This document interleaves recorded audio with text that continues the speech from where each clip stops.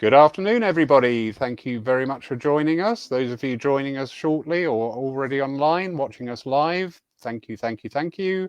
And those who will be watching us on catch up later, thank you for making the effort to join in with our activities here. Lovely gentleman to introduce you to you today, Mr. Mike Robinson. I will hold my hands up. I am not thoroughly in depth with Mike's practices, but the title for today's show is Practical Spirituality. Really grabbed my attention. Michael, or Mike, good Hi. afternoon, sir. Yeah, good afternoon. Thank you for giving us your time. It was so much appreciated. I did have a little look online and peruse your book that you had out, the True Dynamics of Life. Looked very, very interesting. And seen some of your online broadcasts that you've done, and really nice topic. You know, we are very much in an era though where our minds have been activated and we are full of questions. I always say there is no one question for everybody, no one answer even for everybody, but it's by exploring different people's ideas, prospects, perspectives of what's going on that we all learn. Because, you know, if it feels good for us, that's wonderful. If it challenges us, that's even better, in my view, because that means you've already got that perspective. And enough of my waffling. I'm a great waffler, Mike. I will hand over to you now, sir. Thank you very much. Okay. Thank you, Lawrence. Yeah. Good afternoon. Would it be good morning or good evening, depending on when you're listening?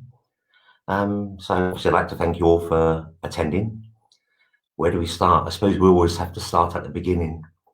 One of the things that people have asked me over the years is, what am I here for?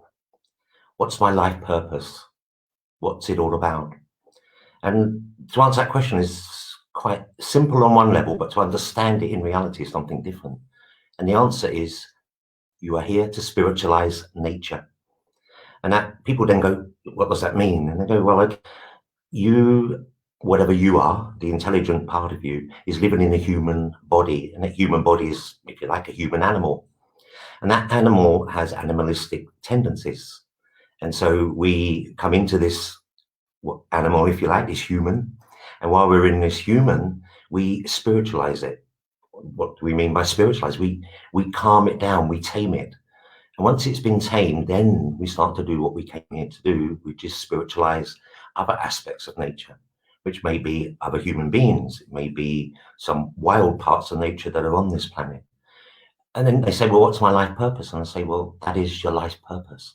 You came here to spiritualize this planet.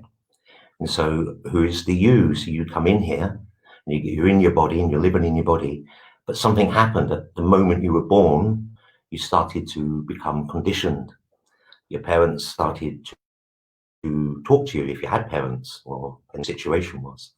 And they started to talk to you and to tell you things. And they started to very slowly condition you, depending on where you grew up, depending on what their beliefs were. And they passed those on to you. Now, they were conditioned as well. And their parents were conditioned and conditioned and conditioned. And so we call this the ancient mind. And so the ancient mind is passed down from one person to the next, to the next, to the next. And so to find out who we really are, the first thing we have to do is perhaps shed who we are not. And that's what probably spiritual development is all about. It's about shedding the aspect of you that is not you. And so we have to look at what is conditioning. So depending on where you're born, it may be your religious belief, it may be your political belief, it may be the football team you follow, it may be netball team, it could be anything at all that has been added into your being. So you're quite open, and these things just slowly work their way into your mind, and they start to get you to think and to act and to see things from a certain perspective. So what is freedom? Freedom is when you understand that you've been conditioned like everyone else on this planet, and you slowly start to decondition yourself. You start to observe for yourself what is real and what is unreal. We call this observation without judgment. So what happens is you start to observe yourself, and you observe other people, and realize how the mind has become quite judgmental, quite opinionated in what it says and what it does. And so you start to look, so you look at yourself and you might say, okay, I did some crazy things when I was younger, when I was growing up. But can you observe those things without judgment? Some people may look at it and say, I had a tough upbringing. My parents gave me a real hard time, or my friends did, my brother, my sister, people at school. Is it possible that rather than holding that as a judgment, that you can now observe that without judgment? Because if you observe something without judgment, that means that you put love into the observed. In other words, I'm looking at somebody that may have harmed me, or I had an opinion that they harmed me when I was younger. And if I start to just observe them, the truth of the observed starts to reveal itself. Start to see what was actually going on in that person, what was going on in me at that time. It's like you're beginning to understand the nature of who you are, the nature of who others are. And so that's the key to freedom, is to observe without this judgment. So there's a little thing there.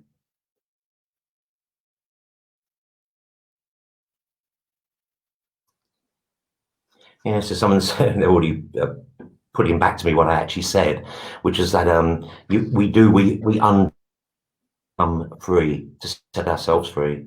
And that's really the key, isn't it? It's the self-understanding, the self-knowledge, and that self-freedom. So one way of working with observation without judgment is to go into nature. If you go into nature and you observe a tree, and don't let the mind do it's like, oh, it's a tree, it's a pine tree, it's this, it's that. Just keep observing and let your thoughts come to the forefront, and just let them flow out, and carry on observing, carry on observing.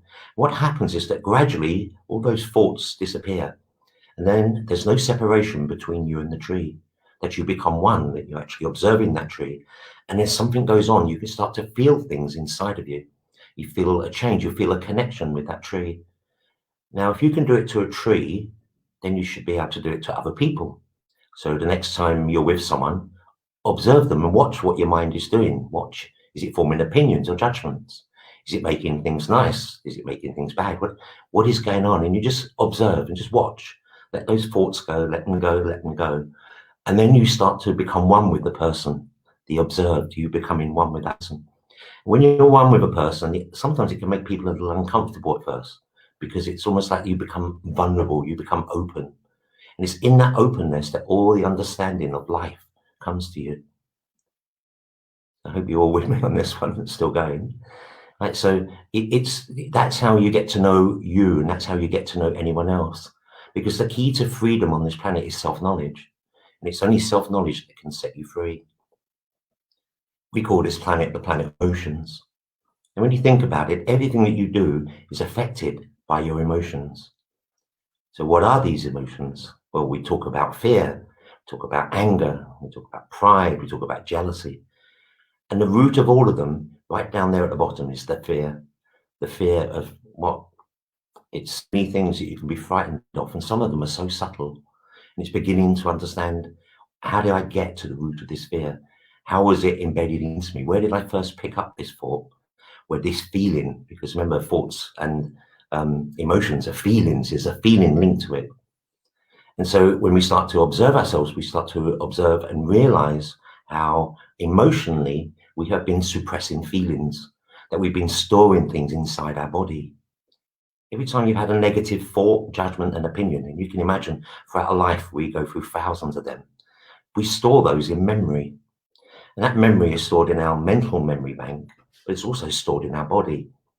The majority of pain and suffering on this planet is because of that. We did not come on this planet to suffer. That's the side effect of our conditioning. We came on here to love and to be loved. There's no other reason for us being here. Suffering seems to be a side effect because we don't know ourselves. We've forgotten why we came here. In spirituality, they say that we came through the ring pass knot. It's like a ring of energy. When you move through it, you forget everything and you start your journey again. Because it's the planet of emotions, it's through the emotions that we can begin to know ourselves and understand ourselves.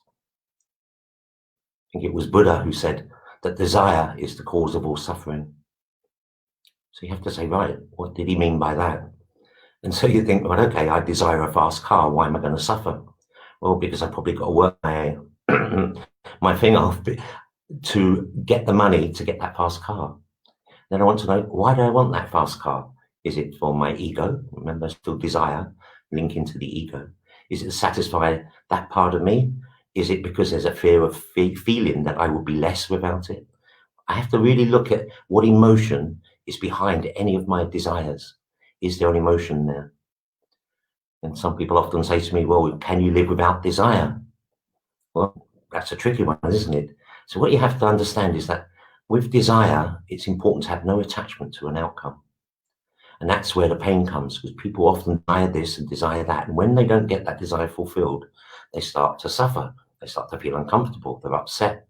The blame begins, and all sorts of things that go on from this mind of ours. And so through self-knowledge, you start to look at yourself and you see how many times you don't say what you're really feeling because you're frightened. You don't speak out, you hold back. Other people express all of those unexpressed emotions as anger. It's a way of blurting out and getting things out and then suddenly feeling guilty and putting all those thoughts and feelings back inside again. So when you start to observe yourself, you say, right, okay, desire is the cause of all suffering. And can it mean all suffering?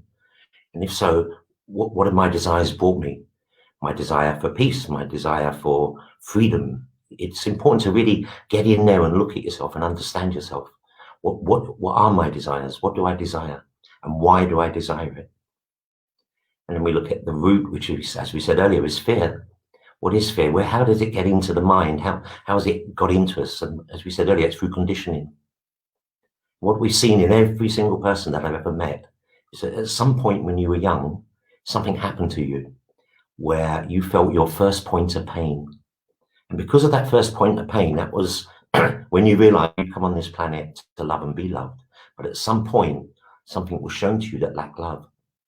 Sometimes that can be a shock. You might have been hit, you might have been smacked, you might have been shouted at, you might have been bullied, it could have been abuse. And something happened in nearly every human being, usually between the age of, I'll say, 0 and 7, where there's a shock, where you're experiencing non-love. When you experience that non-love, you start to react in a certain way. Then your body starts to build up a defense so that you don't have to do that again. It tries to avoid it. And once you start down the path of avoidance, that's when you start to build your character and your personality.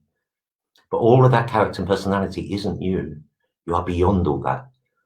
You are beyond the fear. You're beyond the anger, beyond all of these things. And so understanding yourself and how you react emotionally is the key to your freedom. Again, it's self-knowledge, isn't it? Like, I know I'm fearful. That's knowledge. I've understood that I'm fearful.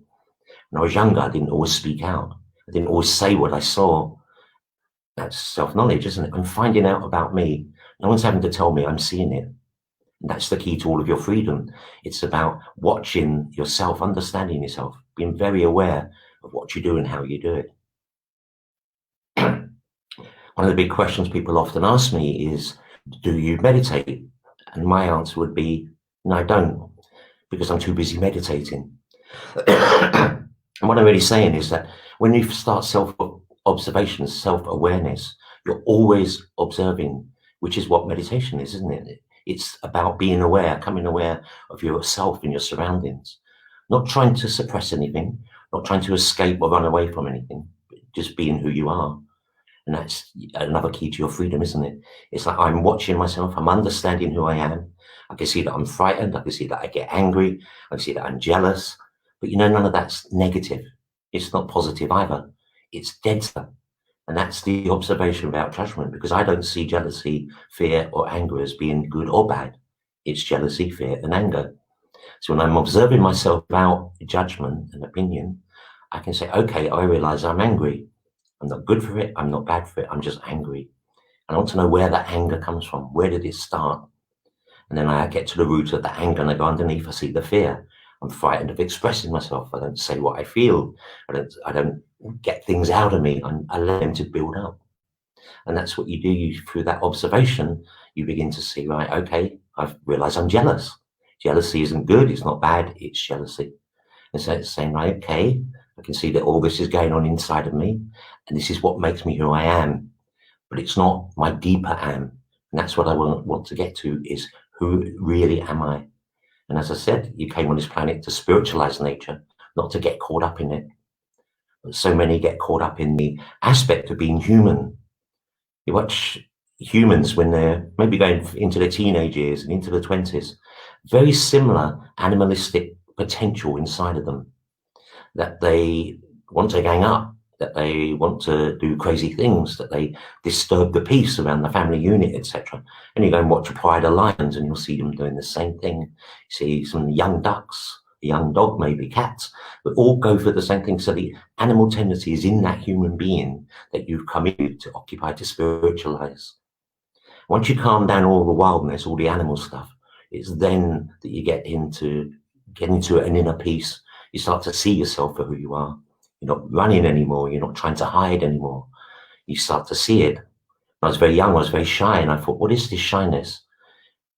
I was very lucky that I was clairvoyant. I was born clairvoyant, and I've been able to see things all my life. But sometimes seeing things with no one there to confirm what you're seeing can have an effect. And you can see the anger in people. You can see the violence in people. You can see the fear in people.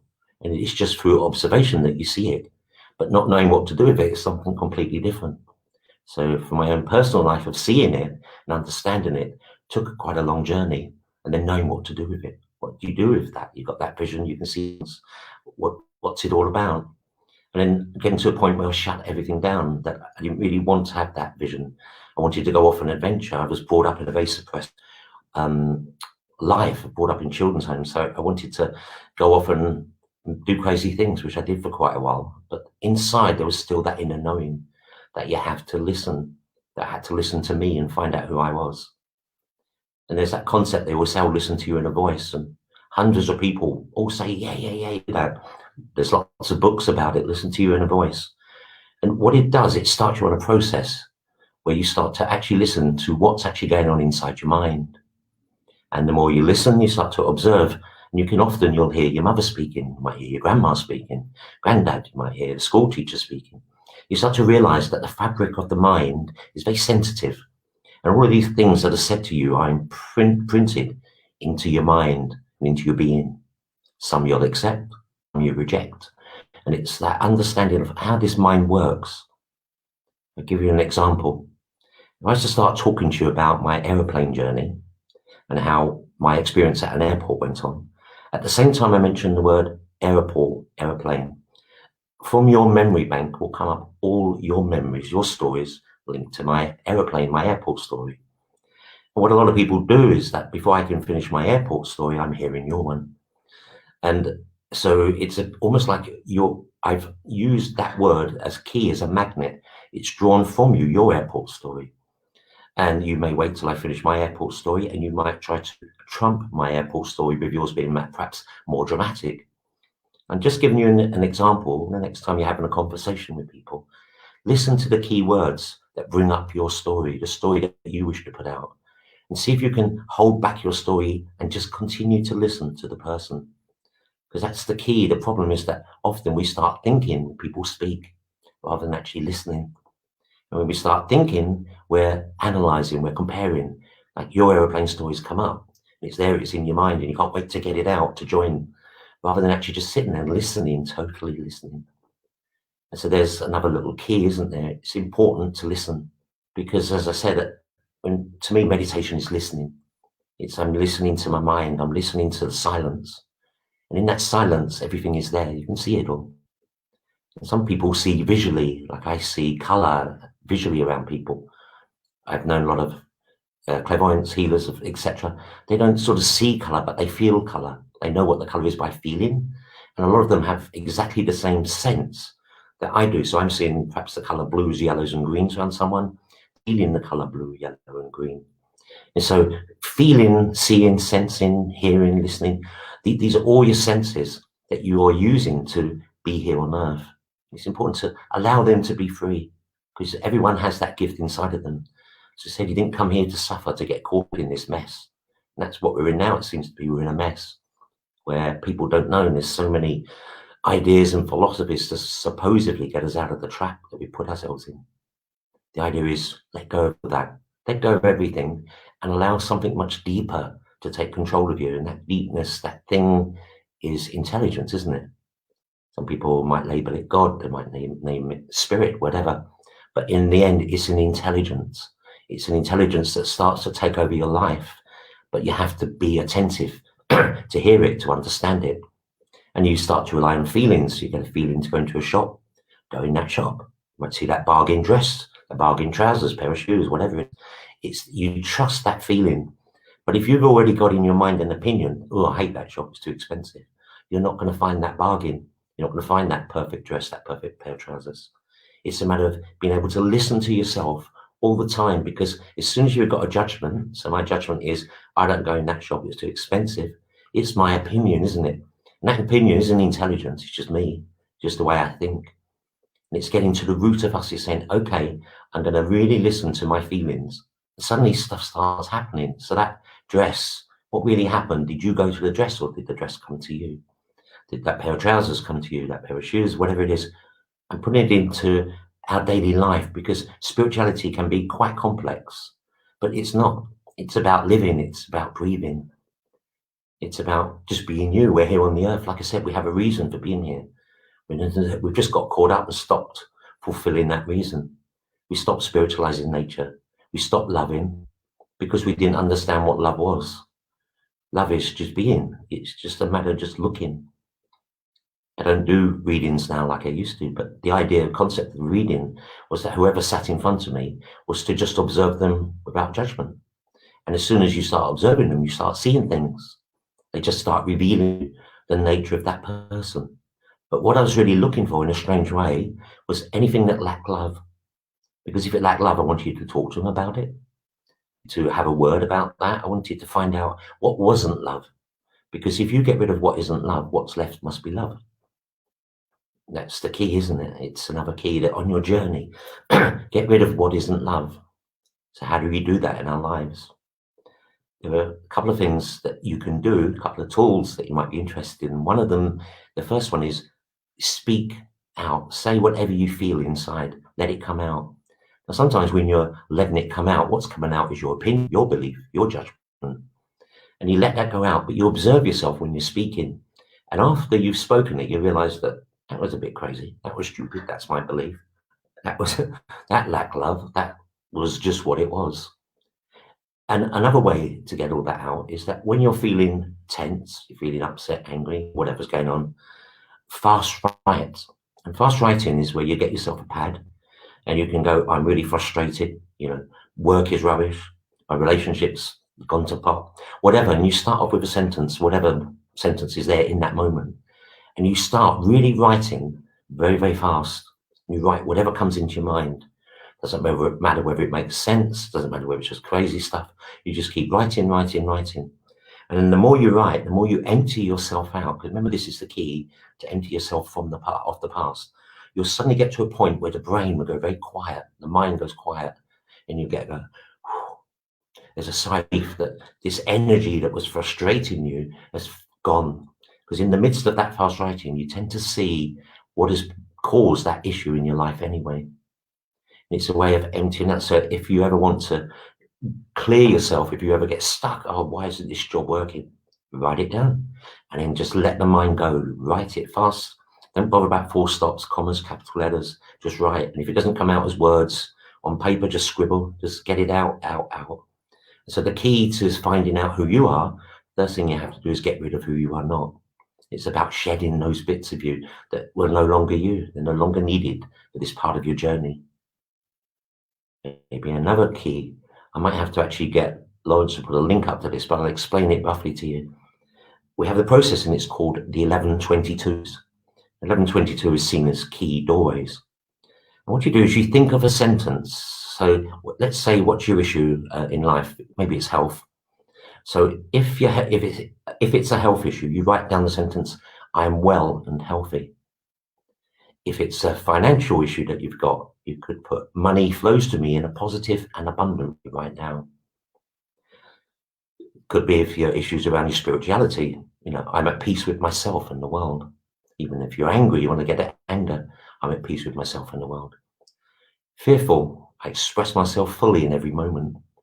And what you do is you write that sentence down on a piece of paper. And after you've written it down, you write down everything that comes in your mind until you get a blank. It's slightly different than fast writing. And when there's a blank in your thoughts that you're writing, you write the sentence again. I'm at peace with myself and the world. Then the mind throws up loads more stuff. And you keep writing it all the way down until you've done the sentence 22 times. Do that for 11 days. Now, what you'll find is as you go through a process, little short memories that are locked away inside of you, issues that you thought were an issue, maybe it was just an opinion that you formed when you were at school or something happened, that will all bubble up and it will start to come out of you. And so you're starting to empty yourself, and you're becoming more and more clear. Someone's put one, I'm loved and full of light, his favorite. Yeah, that anything, what you've got to use, you're using a positive sentence to get at the negative. You're not, a lot of people say you have to think positive, but you're thinking positive, but often you're putting those positive thoughts on top of negative thoughts. In other words, negative beliefs. So what you're saying is, oh, instead of looking in the mirror and saying, oh, I look ugly, I'm now saying I look great. But that original thought is still inside of you. And what we need to do is to bring this right out. We need to get that thought that originally said you were ugly, that's got to get out of your being, because it's still running around in the background somewhere, stored in your cells, in your memory, in your energy field, your aura, etc. So the idea is to empty out all of that stuff so that what's inside of you is just the truth, that ability to observe without the judgment, as we said. And that's your key. That's the thing that can set you free. So the 1122s is a way of you deciding, right, okay, I've got a health issue, so I'm I'm well and healthy. I'll tell you my story. Is when we put this together, it was 25, 30 years ago now.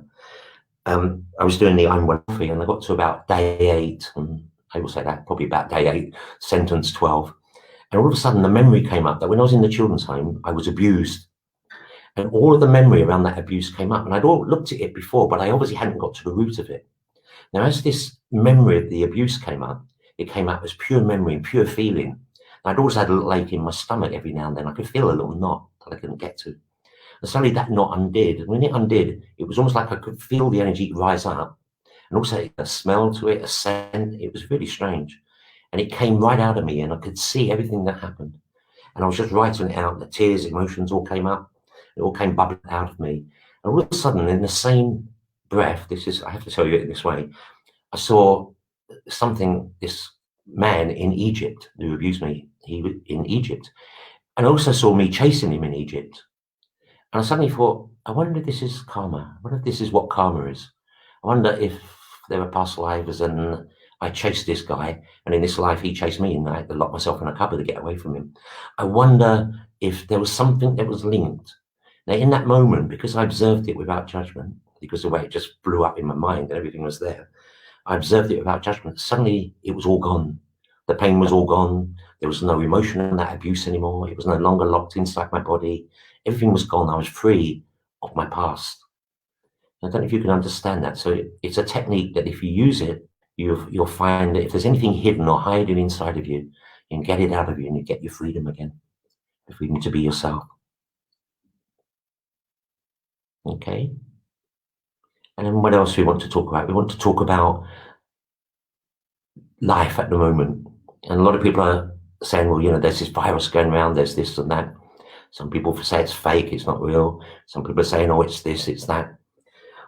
It's quite strange because when you look at the health of a person, nowadays, when I look at energy, you see the health, or you see the etheric body, you can see these things.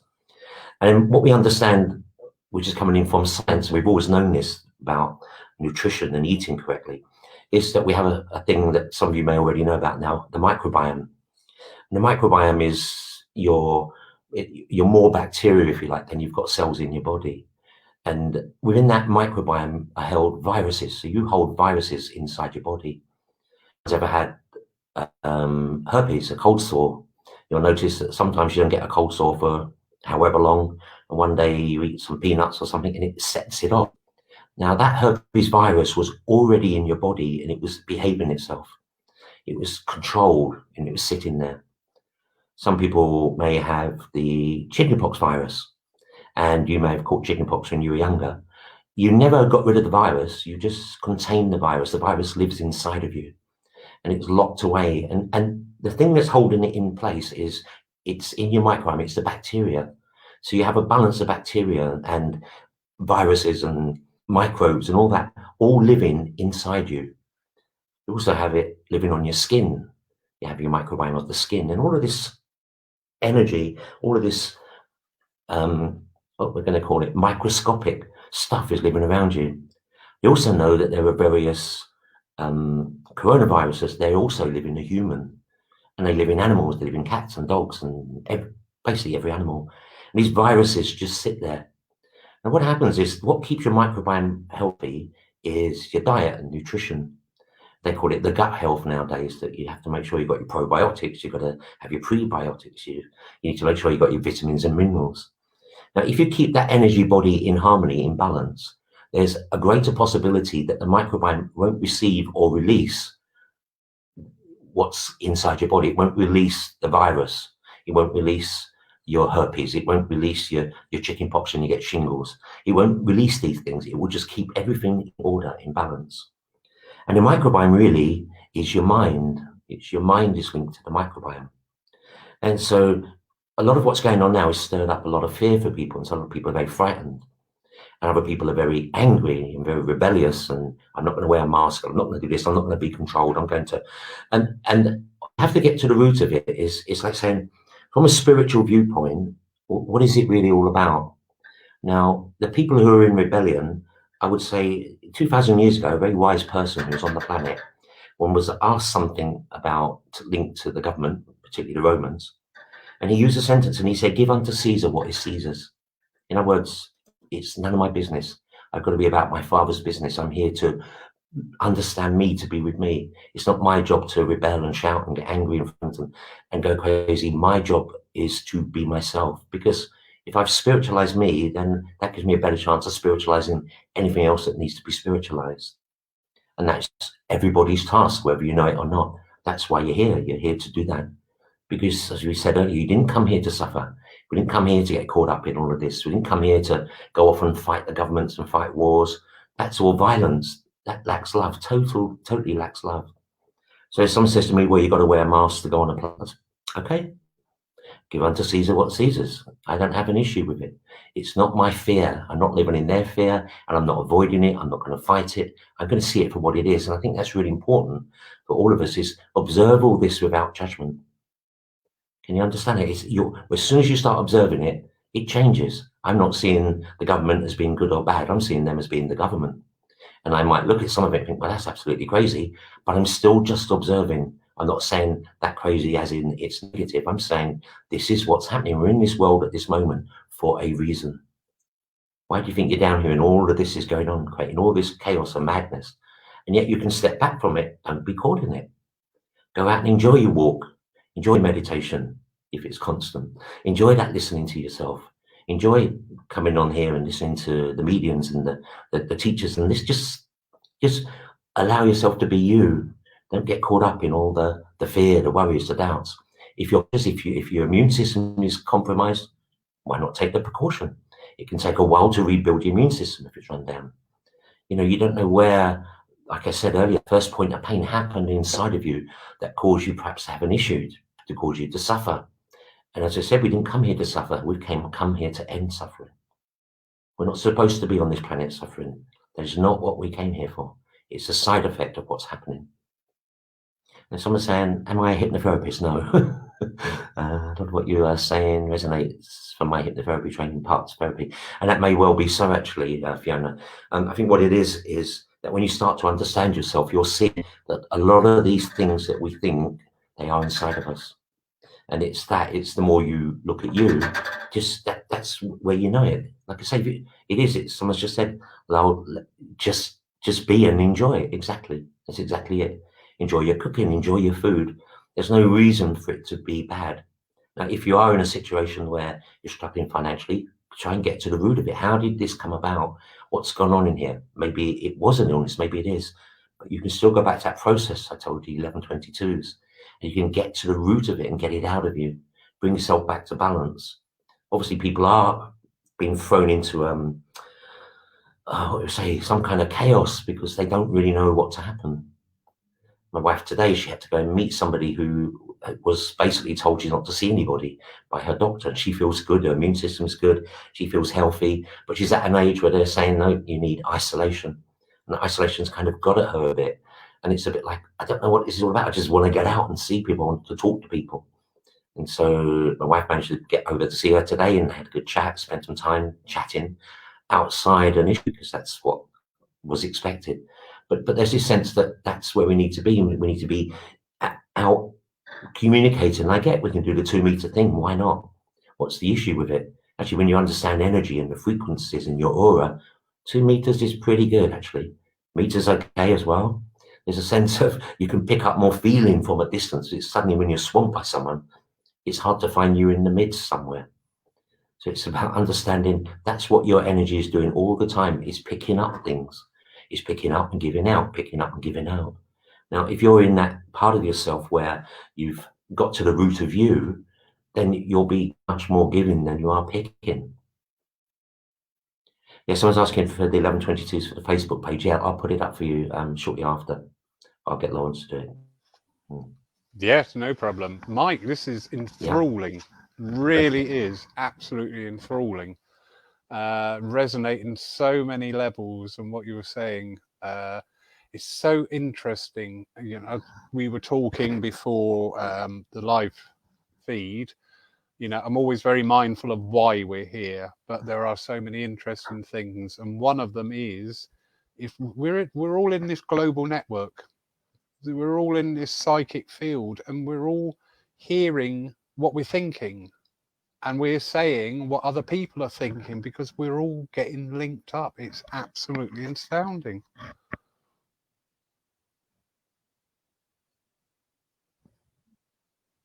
Definitely. I think that's what things, aren't they?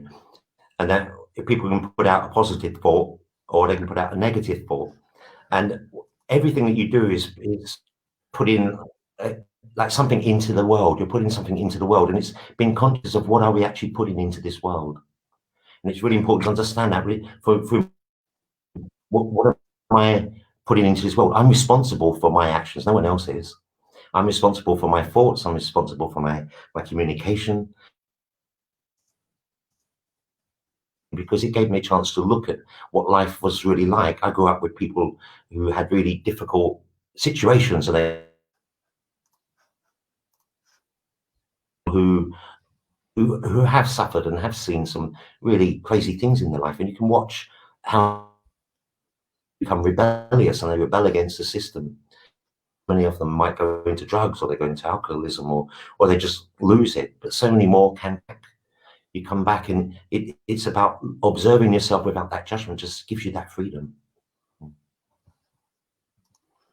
Wonderful. Some lovely comments coming in. You've got a fan here, and a wonderful name, Devon Aria. Forgive me if I've mispronounced that. But yeah, she's definitely on board with everything going on today. Absolutely wonderful. Some nice comments, just confirmations of what you're saying there. Jamie Williamson was just saying to be in the world, but not of the world, when you were talking earlier about keeping your stability within and without getting phased by the external. Absolutely wonderful. Absolutely. Just looking through just some of the comments there. There was a question came up, and bear with me, everybody.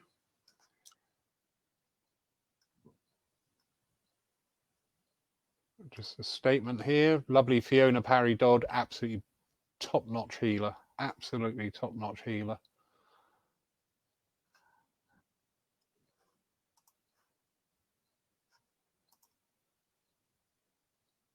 There we go. And somebody, bless her heart, I think has put up your... Is this the correct link, Mike, for the 1122, which everybody is talking about? Yeah, I think that's the website link. I'll actually put the 1122 later for you. But if you go onto that website, if it's still visible after the workshop, and website, and then down the bottom of the first page, you'll see techniques, I think it says, and you click on there and you can look at the 1122 technique. Lovely. Absolutely lovely. Thank you, Marion, for putting that. Yes, yes. I'm well impressed. We've got people working very hard on the sidelines here. Bless you all. Oh, there we go. Good old Jamie. The source of your inspiration. Yeah, it's He's after intelligence, isn't it? tips. Yeah.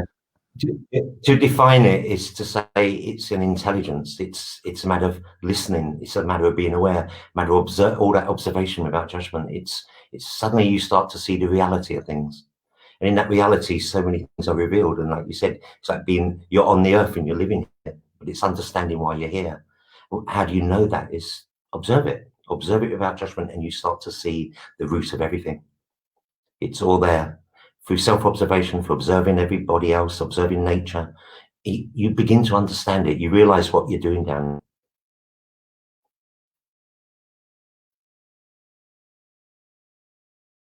So someone's just saying, I'm working on the positive. So how do you throw out the negatives that remain running around? That's the technique of the 1122s, is to help you rid yourself of that.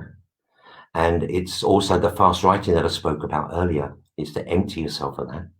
And also by speaking out, saying exactly what you feel, speaking out in the moment, not holding back, seeing if you hold back. It's about allowing all of that to move through you. So there's another one there. What do you feel about raising the vibration in the 5th dimension? All you have said is preparation for that. All you have said is preparation. Right. Some of the issue that you have when I speak and what we're saying to people is a lot of people don't really know. And so I'm not sure that we're going to a 5th dimension. I think we can't even solve this one down here at the moment. We haven't even solved our current suffering. And suddenly people want to be somewhere else. But until we're here now, it's pointless going anywhere else. We have to solve it here. Like I said, we came here to spiritualize nature, so this is where it has to happen. And that's why I sometimes question, it's like I could have energy and auras and things like that, but not everyone sees the energy in the aura. Not everyone sees the spirit and what knows about life and death. People want to know about death, but they don't want to know about life. And it's really important that we start to understand about life. Life is really important. We came here to live. We didn't come here to die. Dying is just a side effect at the end of the human bit, and it's it's like getting to really know yourself is that key. And so until we solve it here, there's no point in escaping and going on to another dimension. It's not really about that. It's about bringing who you are fully here. Because when you come here, intelligence comes here. And once that intelligence is here, then everything else stops. It's, like you said, it's unconditional love. It's that freedom. There is no condition there. It's just you being you. Fascinating, absolutely fascinating. I'm a very big follower of, I see it with various people, various techniques and styles, and the focus is very much on the destination. But to me, that destination is only achieved and built by the process of journeying to it. I think, the going within is a marvelous technique. I said myself about 6 weeks ago online, it's really weird. I am Mr. Organized, spontaneity is fine as long as it's well planned and prepared. But now it's just happening. I can't, I'm doing it a misjustice here. Everything just happens around me. I'm like, do you know what? It works. It works so well. But just that being here in the now is wonderful.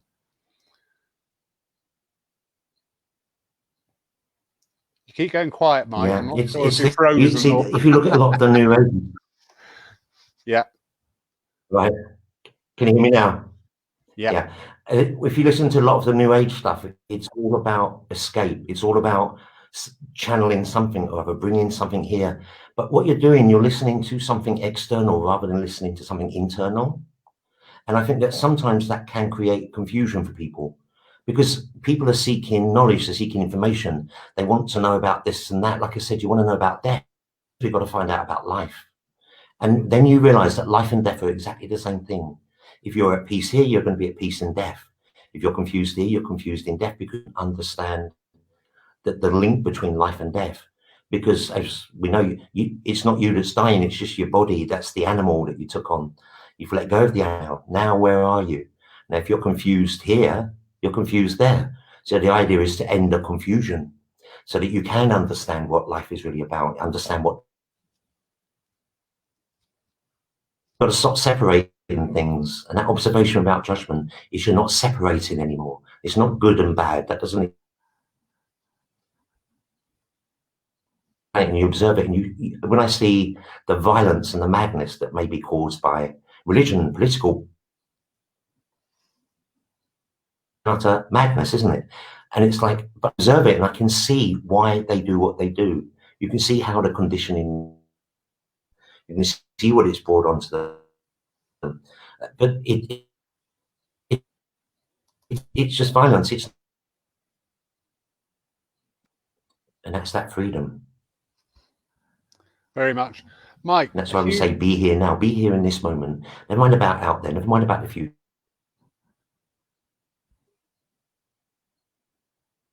I've lost you there. Yeah, Mike, unfortunately, we're having a few connection issues here, my friend. So I think we probably best curtail today because, you know what, I am fascinated by what you're saying, but probably the same as everybody who is viewing, getting quite frustrated that we're missing some of the your words. Absolutely, you know, really are hitting home on so many levels. There is an offer here from a lady that I was going to make to you anyway. Lovely. Will we be able to listen to you again, please, as we go forward? Where would these wonderful people watching today be able to hear more of you and share more of your understandings and teachings, sir?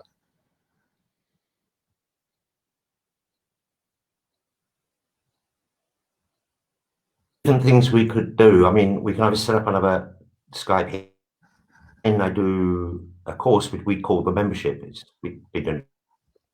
where people can come in and they can sign up, and we do a workshop every once a month.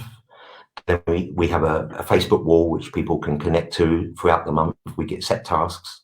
That's one way of connecting.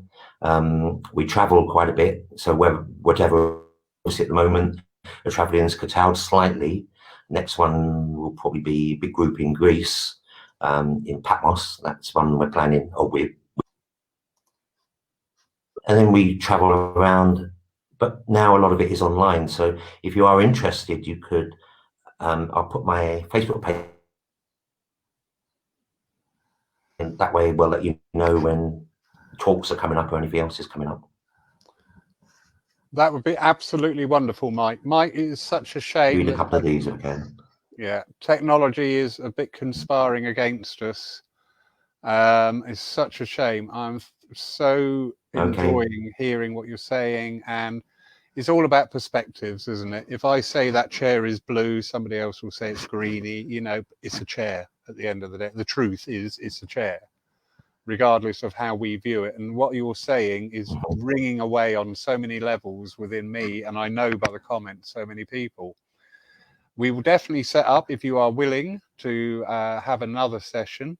When we come off air, I'll give you a couple of suggestions, maybe just to help you with the internet connection there to get a bit more stable. I've had to take a degree in internet connection this time. Sir, I'll leave you to do just a few closing words, if you may, please. Okay. Well, what can I really say? Say thank you for inviting me on, and thank you for listening, everybody. Thank you for Susan putting me in touch with Lawrence, and thank you, Lawrence. And if there's a key, it's going to be listen, isn't it? Going to be listen, observe without judgment, and remember you came here to love. And that was your sole purpose, was just that. You came to spiritualize your being. So thank you all, and I look forward to speaking to you all again. Mike, absolute brilliant. I so enjoyed today, really do, and really look forward to acquiring some more of your thoughts and insights.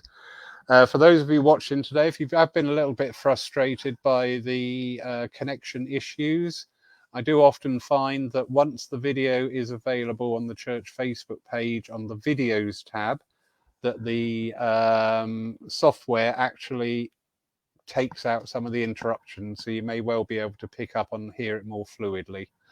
Thank you all for joining. Mike, thank you so much for giving your time today and your knowledge.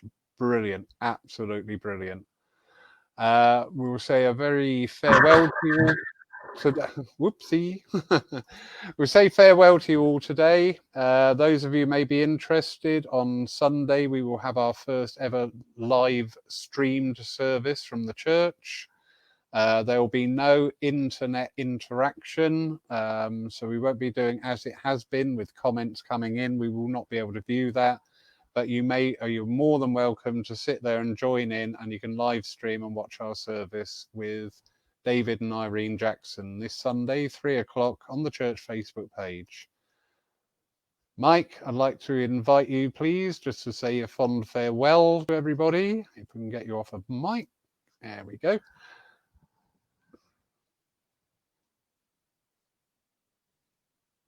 No, Yeah. see. Oh, there you go. Goodbye, everybody. I look forward to speaking to you. Mike, thank you so much. Brilliant. Done. Yeah, everybody watching, thank you, thank you, Thank you, Lloyd. Talk to you soon.